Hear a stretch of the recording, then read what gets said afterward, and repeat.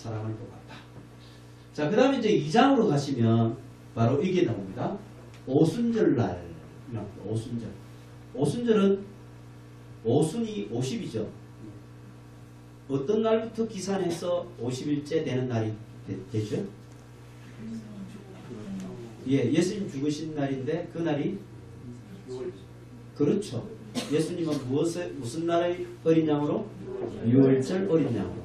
맞습니다. 6월절은 애굽에서 이스라엘 백성들을 하나님께서 출애굽시킨 날이죠. 그게 6월절이고 그래서 해방시킨 날이고 그래서 그들의 종살이에서 해방시킨 날. 예수님은 우리의 죄로부터 해방시킨 날. 그때 예수님은 6월절 어린 양으로 돌아가시는 것이죠. 그럼 그때로부터 하나 둘 셋 넷 채워서 50일째 되는 날이 바로 오순 50일 날 오순절이 되는 것이고 그때 이제 예수님께서 약속하셨던 바로 성령을 보내주시는 것이죠. 이게 오순절 바로 이 성령 강림절입니다. 그래서 보리니 하늘로부터 급하고 강한 바람 같은 소리가 있어 저희 앉은 온 집에 가득하며. 자, 여러분 우리는 성경을 읽을 때 그냥 아는 거는 그냥 대충 읽고 넘어가잖아요. 근데 이 사도행전 2장에도 가만히 보면요. 성령이 강림을 했는데 어떻게 성령이 강림을 했을까? 어떻게 임했을까? 이것을 눈여겨 잘 안 읽어요. 그래, 성령 강림했지 뭐. 그래서 사람들이 기도하다가 성령 받아가지고 그때부터 뜨거워가지고 불 받아서 막 이렇게 전도하기 시작했다. 이렇게 막연하게 우리가 알고 있지만 잘 보시면요. 3절에 보면 이렇게 되어 있어요. 마치 불의 혀처럼 갈라지는 것들이 불의 혀처럼 이렇게 표현해놨잖아요. 사실 이거는 이제 우리가 성령의 모습을 표현할 수 있는 단어가 별로 없어요. 그래서 우리 인간들이 쓰는 단어를 동원하다 보니까 불의 혀라고 이렇게 표현한 것 뿐입니다. 그래서 불의 혀처럼 갈라지는 것들이 그들에게 보여. 자, 성령이 어떻게 임했다고 했습니까? 각 사람 위에 하나씩 임하여 있더니 이렇게 했어요. 성령이 그냥 구름처럼 휙 이렇게 한꺼번에 확 된 게 아니라 한 사람 한 사람 한 사람 한 사람 한 사람에게 불의 혀처럼 한 사람씩 이렇게 임했다는 것입니다. 요거 여러분 잘 눈여겨봐 주시기 바랍니다. 그래서 우리는 그들이 다 성령의 충만함을 받고 성령이 말하게 하심을 따라 다른 언어들로 말하기를 시작하니라 이렇게 됩니다. 그래서 성령이 이제 임재하는 모습이 봐보세요. 불의 혀처럼 이렇게 말이죠. 이렇게 한 사람 한 사람 이렇게 위에 이렇게 임했다는 것입니다. 그래서 마가의 다락방에서 오순절에 모여서 기도하고 있을 때 그들에게 이렇게 성령은 임하게 되었습니다. 그 성령이 임했을 때 제일 먼저 나타난 이적이 바로 다른 언어들로 말하기를 시작하니라 이렇게 돼 있죠. 이 다른 언어라고 하는 것을 물론 우리는 방언이라고 할 수 있습니다. 그런데 여기서 얘기하는 방언은 성령의 열매인 방언과는 좀 달라요. 성령의 열매인 방언은 뭐예요? 우리가 모르는 이렇게 해가지고 방언을 하면 또 방언 통역해주는 사람 은사도 있고 방언하는 은사도 있고 막 그러잖아, 그죠? 예, 그래서 그거는 하나님과의 뭐 어떤 직통 기도다 이렇게 얘기를 하기도 하고 막 그러죠. 근데 그 지금 방언이 아니에요. 이거는 뭐냐면 그들이 다른 언어, 즉 다른 나라 말로 했다는 것입니다. 그러면 그 다른 나라 말들은 왜 필요했을까요? 그렇죠. 오순절에 세계 각지로 흩어져 있던 유대인들이 이제 명절날 고향을 찾아오시 예루살렘에 온 거잖아요. 그들에게 그들의 언어로 얘기를 할 필요가 있게 된 것이죠. 복음의 전파를 위해서는 그들의 언어가 필요하잖아요. 그죠? 아니 로마 사람들 저기에 있던 뭐 터키 사람들이 자기들 언어를 쓰는데 어떻게 와가지고 유대인들이 지금 예루살렘에 있는 유대인들이 쓰는 그 히브리 언어 또는 아랍어만 알겠느냐 말이에요. 모르잖아요. 그 사람들. 그들의 언어가 필요한 거예요. 그래서 다 각처에 흩어져 있었던 그 디아스포라 유대인들 그들에게 그들의 언어로 복음이 전해질 것이 필요했기 때문에 성령의 첫 번째 이적은 바로 이런 다른 언어로 말하기 시작하는 이적으로 시작됩니다. 그래서 불의 혀처럼 각 사람에게 하는 이 모습을 그림으로 이렇게도 표현을 해놨습니다. 자, 보세요. 지금 5절에 보면 이렇게 있습니다. 그때 경건한 유대인이 천하 각국으로부터 와서 예루살렘에 우거하더니, 지금 이 예루살렘에 천하 각국에서 다 흩어져 있던 누굽니까? 디아스포라 유대인들이 다 흩어져 있는 거잖아요. 그래서 오랜 이스라엘의 역사 가운데 수많은 박해를 받고 뭐 이런 외세의 침략을 받고 이렇게 하면서 유대인들이 곳곳에 흩어져 있는데요. 그 유대인들이 다 명절날 고향 찾아오시 왔는데 이들에게 복음이 전파되려면 어찌해야 되겠습니까? 그들이 쓰는 언어로 말을 해야 되는 것이죠. 그래서 첫 번째 성령의 이적이 그렇게 나옵니다. 그래서 여기 보면 바데, 파르티아라고 합니다. 메데, 바사와 같이 협력해서 이렇게 이제 그 바벨론을 무너뜨렸던 그 지역이죠. 엘람, 그리고 메소포타미아, 그리고 그 다음에 가파도기아, 본투스죠. 부르기아라고 하는 프리지아 왕국을 말하죠. 소아시아에 있던 이 지역까지 봤을 때 프리지아 왕국, 밤빌리아는 나중에 마가가 사도 바울 그리고 바나와 함께 1차 전도 여행 갔다가 마가가 밤빌리아 여기 입구에 있는 도시가 버가라고 하는 거예요. 버가. 그곳에 돌아가 버리죠. 네, 그래서 막 나중에 2차 전도 때는 바나바는 데리고 가자. 우리 족한데. 바울은 안 돼. 중간에 그냥 그것도 못 견디고 떠나간 사람을 또 전도의 사역 동력자로 세울 수 없어. 막 그렇게 싸우잖아요. 이기가 바로 밤빌리아 지역입니다. 이 밤빌리아 지역. 자, 그레데, 이 크레테라고 되어 있는데 이 그레데섬. 요 지금의 그리스 남쪽의 큰 섬입니다. 크레테 문명의 발상지이기도 하죠. 여기는 구부러가 나와 있죠. 예. 그리고 또 이쪽에 한번 보세요. 이 지중해의 그 아래쪽, 이 아프리카 요 대륙에서 이 북쪽 지중해를 이렇게 끼고 있는 이 북쪽 지역을 우리가 북아프리카라고 하는데, 이 북아프리카는 요 중간에 있는 사하라 사막 이남의 그런 아프리카하고는 많이 다르죠. 이쪽은 그 유럽권입니다. 유럽권이에요. 문명이 다 유럽권이고요. 그리고 세계사를 보면 다 지중해를 중심으로 해서 이 유럽과 같이 역사가 움직였던 곳입니다. 자, 애굽의 알렉산드리아 있고요. 그 옆에 가면 리비아가 나오고, 리비아의 구레네라는 퀴레네 나오는데 구레네라고 하는 것이죠. 그래서 예수님이 십자가를 졌던 사람 구레네 시몬. 그리고 쭉 가면 이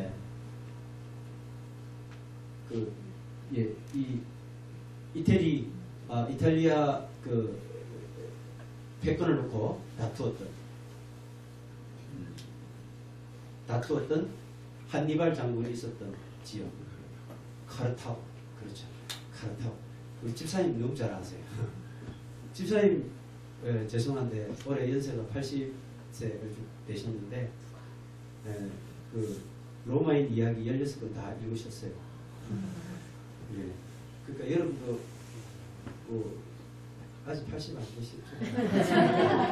그러니까 16권도 아니라 32권도 다 읽을 시간이 아직도 많이 있습니다. 그러니까 열심히 읽으시고 그렇게 하시면 정신 건강에도 좋고 영혼 건강에도 마련하고. 자, 이렇게 쭉 되어 있습니다. 그래서 여기 보면 지금 각 치에서 예루살렘에 왔는데 이들에게 복음이 전파되려면 이들의 언어로 말을 해야 될 필요가 생긴 거예요. 그래서 지금 보면 우리는 바데인가 메데인가 엘람인가 그 본도 아시아 그 가까운 리비아 여러 지방에 사는 사람들과 로마로부터 나그네 곧 유대인과 유대교에 들어온 사람들 그레데인 사람들이라 이렇게 나왔잖아요. 이 사람들이 듣도록 바로 오순절 성령 강림회에서 그들이 각 사람 얘기했죠. 다른 언어들로 말하기를 시작하니라. 이것이 이제 그런 의미를 갖고 있다는 겁니다. 자, 됐고요. 자, 그러면 이제 베드로가 이제 본격적으로 이제 사역을 시작하는데 2장 14절 36절까지 베드로의 설교가 나옵니다. 그래서 베드로의 설교에서는 구약이 3번 인용이 됩니다. 그래서 우리는 잠깐 한번 보겠습니다. 사도행전 펼쳐보십시오. 사도행전 자, 2장 14절을 한번 보시죠. 사도행전 2장 14절. 자, 보고 계십니까? 예, 거기 보면 14절입니다. 14절. 베드로가 11사도와 함께 소리를 높여서 이렇게 설교를 하죠. 내 말에 귀를 기울이라. 때가 제3시니. 때가 제3시니. 자, 3시는 몇 시를 말합니까? 예, 9시입니다. 오전 9시. 그래서 언제나 로마 시각으로 바꾸어서 표현을 해보면 3시는 유대 시각으로 3시입니다. 그래서 로마 시각으로 바꿀 때는 언제나 플러스 6을 하면 됩니다. 그럼 1시가 1시는 7시, 7시가 되면 안 되는데 1시, 0시 0시가 6시죠. 예, 0시. 근데 7시, 3시, 6시는 12시, 9시는 오후 3시 이렇게 되죠. 그래서 예수님이 이제 운명하신 때가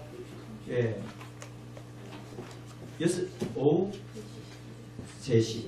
그래서 9시 때 운명하셨잖아요. 그렇게 생각하시면서 이제 시각도 바꾸어서 이해를 하시면 좋겠죠. 자, 지금 첫 번째 16절에 보세요.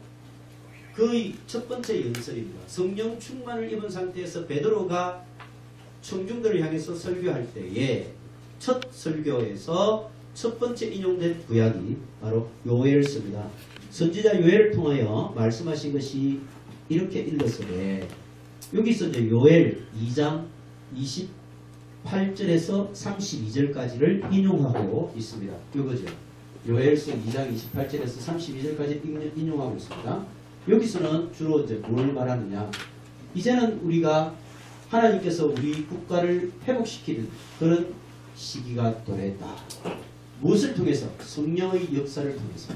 그래서 이제 이 성령 강림은 곧 이제 하나님께서 선택한 이 선민의 새로운 국가가 회복되는 그런 시기가 시작되었음을 알린다. 그것이 바로 요엘 선지자가 외쳤던 그 외침과 같다. 이런 의미에서 이 요엘서를 인용하고 있는 것입니다.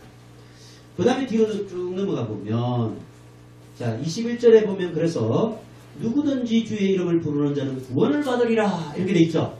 누구든지 주의 이름을 부르는 자는 구원을 받으리라고 하는 이 요엘서의 예언이 지금부터 시작되었다.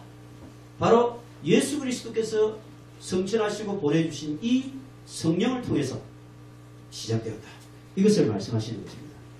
그리고 난 다음에 이제 이 요엘서 뒤에 이어서 이스라엘 사람들아 이 말을 들어라. 예수님은 이렇게 하신 분이다. 예, 이렇게 했잖아요. 그리고 난 다음에 25절에 가면 다윗이 그를 가리켜 이르되 당연히 뭡니까? 시편을 인용하는 것이죠. 두 번째 구약 시편 6편 8절부터 11절까지를 인용하고 있습니다. 그래서 시편 6편 8절에서 11절까지를 인용하시면서 그가 내 우편에 계시도다. 그래서 내 마음이 기쁘고 즐거워하며 썩음을 당하지 않게 하실 것입니다. 주께서 생명의 길을 내게 보이셨으니 주 앞에 내게 기쁨이 충만하게 하시리라 하였더라. 자, 이렇게 우리가 이제 새로운 이 회복의 시기에서 이제 새로운 왕이 누가 저기를 하신 겁니까? 예수 그리스도께서 우리의 국가 회복의 왕으로 이제 오셨다 이 말이에요. 그래서 그분이 이제 성령을 통해서 이 지상에서 사역을 이루어 나가실 것이다. 이것을 지금 말씀하시는 것이죠. 이것이 베드로가 유대인들을 향해서 너희들이 아직도 구약에 있는 이 말씀들이 의미하는 바를 너희들이 아직도 깨닫지 못하고 있느냐. 그 말씀은 바로 이런 거다. 이것을 지금 말씀하고 계시는 거예요. 자, 그 다음에 이제 계속해서 그가 32절에 보시면 이 예수를 하나님이 살리신지라 우리가 다 이게 증인이다. 그리고 약속하신 성령을 아버지께 받아서 이것을 부어주셨느니라 라고 하시면서 이제 친히 말하여 이르되 이 세 번째 인용입니다. 주께서 내 주에게 말씀하시기를 내가 내 원수 내 발등상이 되기까지 너는 내 우편에 앉아 있으라 하셨도다 하였으니 바로 예수 그리스도는 하나님 우편에 계신 분이라는 것입니다. 그래서 시편 119편 1절 이것을 그대로 인용을 하시면서 예수 그리스도 그분이 바로 하나님 우편에 앉아 계시는 하나님의 발등상 되시는 그분이 바로 예수 그리스도이시다. 너희들이 왜 그것을 모르느냐. 이것을 지금 말씀하고 있는 거예요. 자, 그 다음에 36절에 보면 이스라엘 온 지은 확실히 알지니 너희가 십자가 못 박으니 예수를 하나님 주와 그리스도가 되게 하셨느니라 하시니라. 이 말씀을 하고 계십니다. 그래서 예수님이 이렇게 성천하시면서 이게 이제 이 천상에 계시는데 그분은 이 모든 역사의 주관자이시다. 그분을 통해서 이제 새롭게 역사가 시작되고 곧 하나님 나라의 완성까지 그분의 역사 안에 이루어질 것이다 라고 하는 것을 베드로의 첫 설교 오순절 성령 강림을 통해서 이루어진 설교가 그 내용입니다. 그래서 구약의 언약과 성취 있잖아요.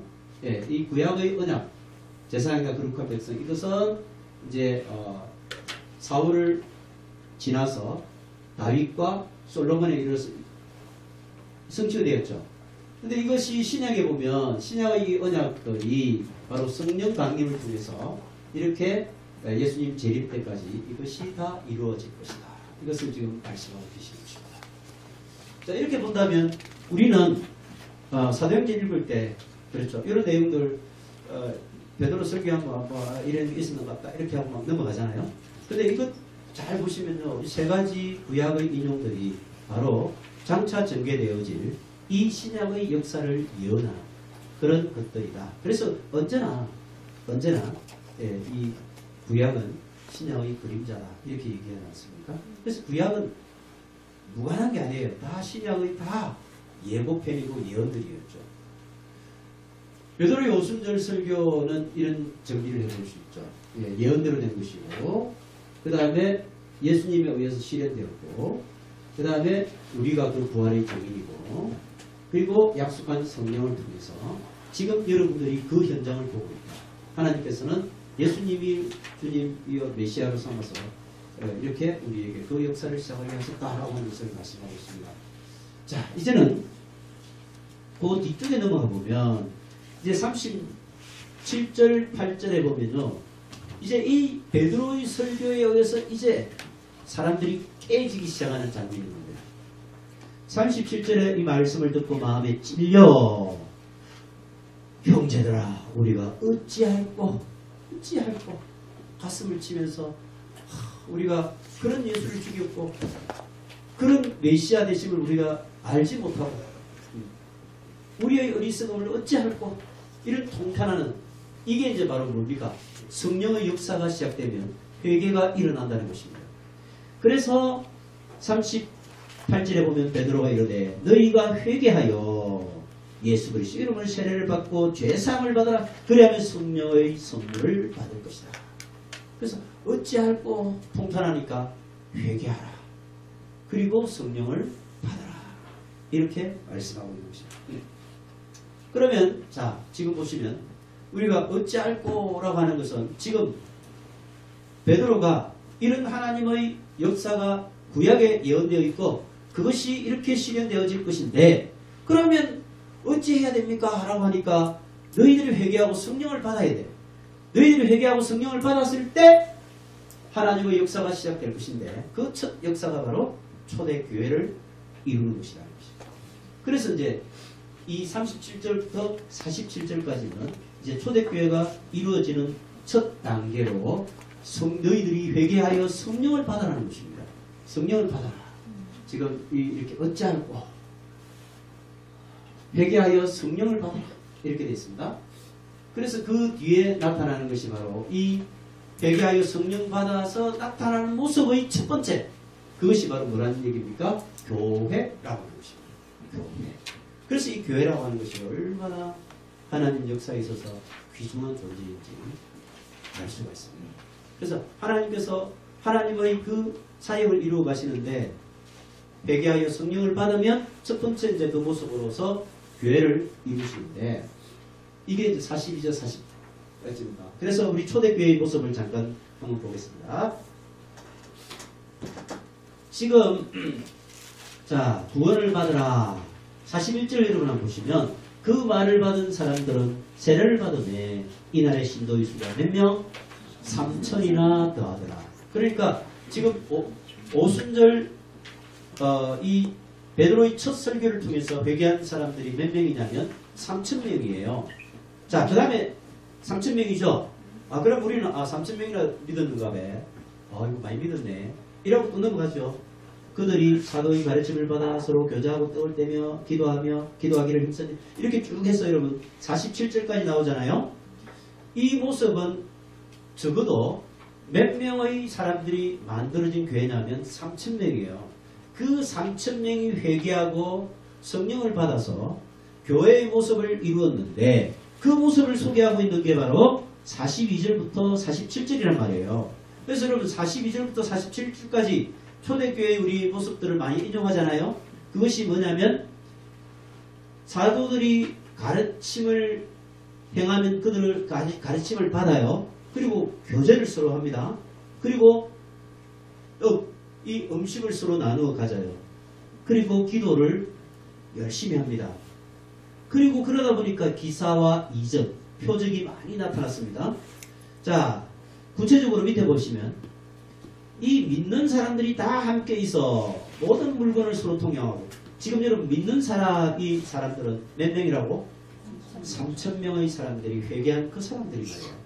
지금 이렇게 하고 있습니다.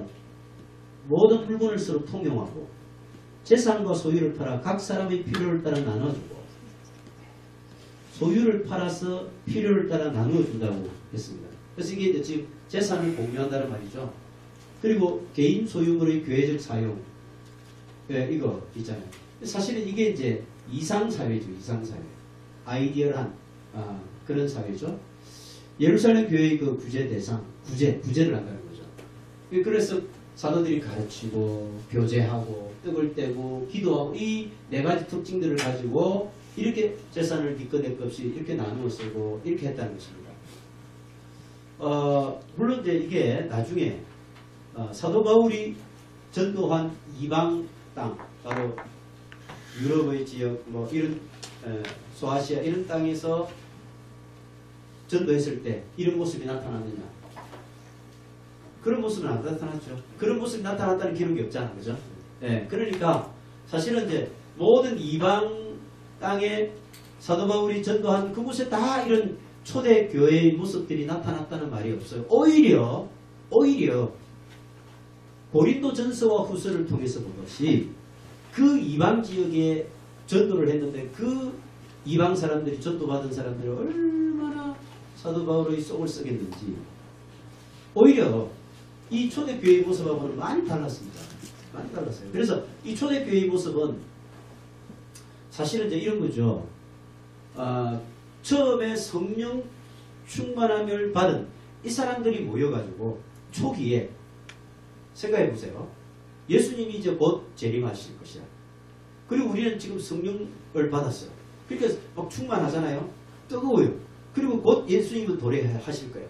그러면 우리가 어떻게 생각이 될까요? 내가 가지고 있는 이 재산은 별로 뭐 필요가 없이 생각이 들겠죠. 그러니까 팔아야 되는 거죠. 팔아서 같이 나누어 쓰는 거죠. 나누어 쓰는 거죠. 그래서 이게 이제 재산 공유라고 하는 것들이 그 시대에는 그게 가능했던 것이죠. 근데 이방 땅으로 갔을 때는 예수님의 재림이 점점 시간이 흘러가면서 재림이 언제 하실까? 이렇게 재림이 빨리 안 오시네. 이렇게 하고 막 그랬던 시절이거든요. 그러다 보니까 사람들이 막 팔고 이것저것 내놓고 이렇게 안 했다는 거예요. 그래서 그는 이제 모든 지금도 우리는 초대교회 모습으로 돌아가야 된다 이런 얘기 막 하잖아. 그죠? 예. 그래서 뭐 땅 팔고 그럼 농 팔아서 다 내놓고 서로 나누어 쓰자. 이것은 아니라는 거죠. 예. 근데 이제 이때는 다 보면 나중에 아나니아 삽비라 사건도 나올 것입니다만 이 예루살렘 교회가 초기에 이렇게 이제 할 수밖에 없었던 이유가 있다는 것입니다. 이건 조금 이따 한번 살펴볼게요. 그들이 이렇게 떡 떼고 교제하고 기도하고 그러다 보니까 많은 기사와 표적이 나타났다. 초대교회 모습을 보면 3,000명이 지금 받았죠. 지금 우리 이제 4장에 또 가보면요. 4장에 가면 똑같은 이런 모습들이 또 나와요. 한번 보실래요? 4장 지금 32절 한번 보세요. 4장 32절 한번 보세요. 자, 보고 있습니까?